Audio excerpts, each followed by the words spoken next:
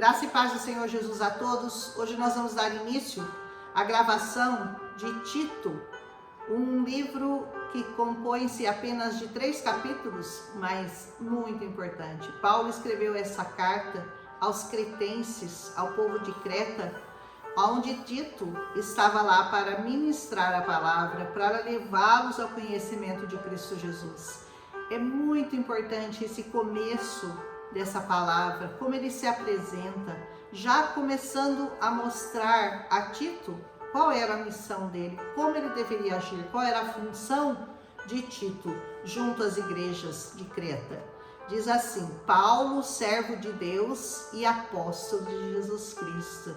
Eita, isso que é uma qualificação, hein? Isso que é uma apresentação. Olha as qualidades, né? Olha a carteirada lá, logo de início, né? Servo de Deus e apóstolo de Jesus Cristo. Meu Deus, isso é ser importante demais nessa terra, né? E eu já consigo me apresentar pelo menos como serva de Deus e já estou felicíssima com esse cargo. Para levar os eleitos de Deus à fé e ao conhecimento da verdade que conduz à piedade. Então, para que você é servo? Para que você é serva? Para você fazer isso, para você ajudar a levar os eleitos do Senhor até o conhecimento da verdade que é Cristo, que conduz à piedade. Olha que lindo! Fé e conhecimento que se fundamentam na esperança da vida eterna. A esperança da vida eterna é o fundamento da nossa fé e da nossa esperança, a qual Deus, que não mente, porque Ele não pode mentir, prometeu antes dos tempos eternos, antes da eternidade ser formada. Deus já tinha feito essa promessa a cada um de nós.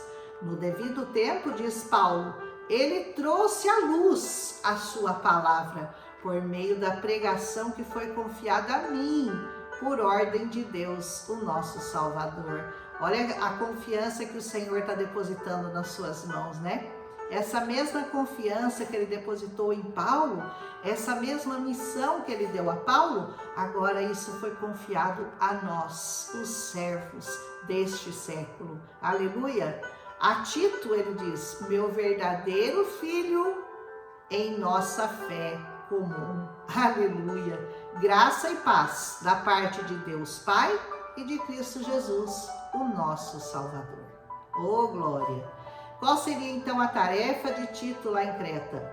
Ele diz assim, a razão de tê-lo deixado em Creta, ele vai explicar. Foi para que você pudesse pôr em ordem o que ainda faltava e que você aí constituísse os presbíteros em cada uma das cidades, como eu te instruí.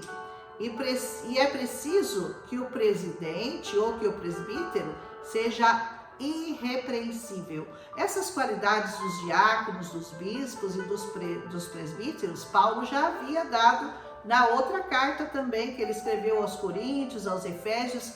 Ele sempre dava essa instrução. Quais seriam as condições para que alguém pudesse ser elevado a esse cargo do presbitério? Ele tem que ser irrepreensível, tem que ser casado, mas marido de uma só mulher, que tenha filhos crentes. Olha que coisa, né? Você sabia que um presbítero tem que ter filhos crentes? Pois é, era uma condição que Paulo colocava. Que eles não sejam acusados de libertinagem ou de insubmissão aos pais. Então, essa qualidade dos pais tinha que estar refletida nos filhos. Eles tinham que ser também obedientes, eles tinham que ser submissos. E nós caímos no honrar pai e mãe, né? Por ser encarregado da obra de Deus, é necessário que o bispo seja irrepreensível, não orgulhoso, não seja briguento. Olha só, aquela pessoa, eu tenho um gênio, eu não aguento desaforo, você não serve para bispo, viu? Porque quem é bispo aguenta muito desaforo. Que ele não seja orgulhoso nem briguento, não seja apegado ao vinho. Por isso que quando a gente fala, você quer ser um líder na sua igreja, você não vai chegar perto de bebida alcoólica. nem servos e muito menos líderes de igreja. Não apegado ao vinho, não violento, não ávido por lucro. O dinheiro não pode ser uma prioridade na sua vida. Aleluia! Nem desonesto, ao contrário. É preciso que ele seja hospitaleiro, ou seja, receba bem as pessoas que se achegarem à sua casa ou na sua igreja. Você tem que ser hospitaleiro, amigo do bem, com certeza, sensato. Uma pessoa insensata não serve para presbítero e nem para bispo, muito menos. Justo, consagrado, tenha domínio próprio. Isso inclui, sabe o que? Jejum e oração. Porque a nossa carne, ela luta contra dias de jejum e horas de oração. Então, para você ter domínio próprio, você tem que estar debaixo dessas duas condições, jejum e oração. Aleluia! O que mais que ele tem que ser? Apegue-se firmemente à mensagem fiel, de maneira pela qual ela foi ensinada, para que ele seja capaz de encorajar outros pela sã doutrina e de refutar aqueles que se opõem a ela. Ou seja, tem que ser uma pessoa firme, uma pessoa de pulso, uma pessoa determinada, que combate com a verdade e rebate a mentira. Não aceita a mentira, não aceita a falsa doutrina, mas apenas a sã doutrina é aceita por um bom bispo, por um bom presbítero da igreja. Pois há muitos insubordinados já naquele tempo, imagina agora. Naquele tempo, diz Paulo, já há muitos insubordinados que não passam de faladores. Vocês são só blá, blá, blá. Vocês só falam, mas não estão ensinando a sã doutrina.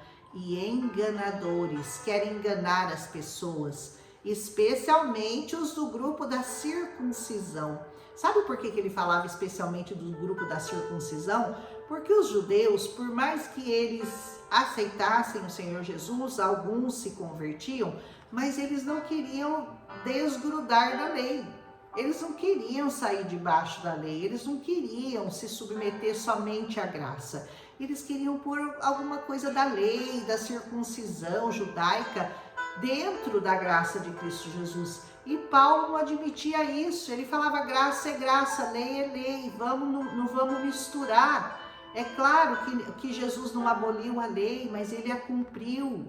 E agora, pela graça, nós podemos cumprir a lei sem ter que nos apegarmos àqueles rudimentos antigos que a lei pregava. Mas os da circuncisão não se conformavam com isso. Eles queriam tacar a lei nas pessoas, mesmo elas estando debaixo da graça. Por isso ele falava, eles eram insubordinados, faladores e enganadores, principalmente esses judeus, os do grupo da circuncisão, como ele chama aqui, né? É necessário que eles sejam silenciados, Paulo diz, porque eles estão arruinando famílias inteiras. Olha o mal que eles estavam causando por querer enfiar a lei naquelas pessoas, fazer com que eles seguissem a lei e não a graça de Cristo, ensinando coisas que não devem. E tudo sabe por causa do quê? Por ganância. Ganância. Ai, o dinheiro é sempre a raiz de todos os males, né? Um dos seus próprios profetas, Paulo contando, né? Chegou a dizer, cretenses, sempre mentirosos, feras malignas, glutões, preguiçosos. Olha que coisa, né? Chamando os cretenses assim, tal testemunho é verdadeiro. Portanto, Paulo diz, repreenda-os severamente. Não é de qualquer jeito, não repreenda eles para valer, para que eles sejam sadios na fé. Seja sadio na sua fé. Conheça essa palavra, busque conhecimento dessa palavra, para que você cresça saudável na fé, que ninguém consiga te enganar, que ninguém consiga encher você de ideias, de fantasiosas, de fábulas, de coisas que não estão escritas nessa palavra. Tudo que vierem dizer para você com relação a essa palavra, você diz para a pessoa, me mostra aonde isso está escrito.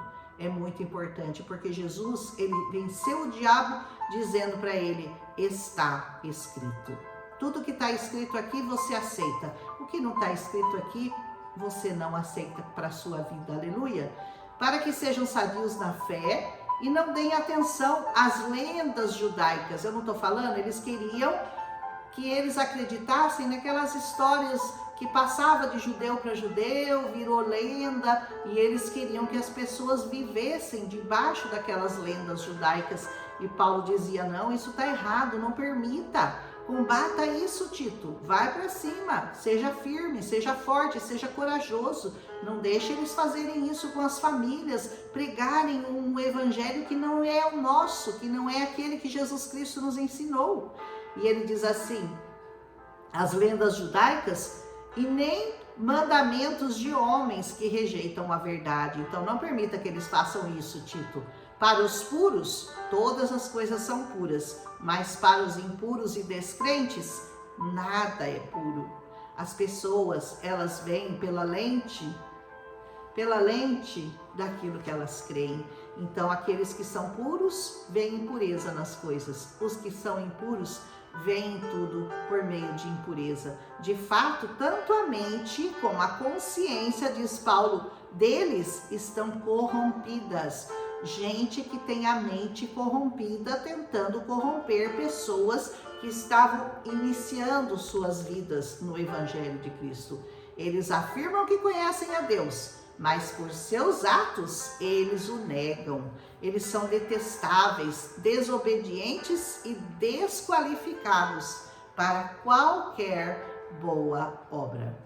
E assim Paulo termina esse primeiro capítulo a Tito, discípulo de Paulo, a quem ele estava instruindo, para que ele conduzisse o povo naquele lugar, dentro da correção, dentro dos mandamentos, dentro da fé que Paulo havia instruído aquele rapaz, aquele jovem Tito. Que o Senhor nos abençoe, que o Senhor nos dê entendimento cada dia maior dessa palavra, que nós possamos verdadeiramente crescer na graça e no conhecimento de Cristo Jesus, o nosso Senhor, o nosso Salvador, e que nós não deixemos nos levar pelas mentiras do diabo, pelos enganos, pelas narrativas falsas desse mundo, por lendas, por fábulas, por nada que não está escrito nesta santa palavra. Aleluia! Se você gostou, deixa seu like. Amanhã nós continuamos com Tito, capítulo 2. São só 3 capítulos, como eu já falei. Então vai terminar rapidinho o livro de Tito, mas muito importante para o nosso crescimento, para o nosso conhecimento, melhorar, crescer cada dia no Senhor Jesus. Aleluia! Um abraço em Cristo Jesus e até amanhã com Tito, capítulo 2. Não esquece de deixar seu like, eu já ia me esquecendo. Não esquece seu like, de compartilhar com pessoas que você ama, se você está sendo edificado. Amém? Um abraço em Cristo Jesus.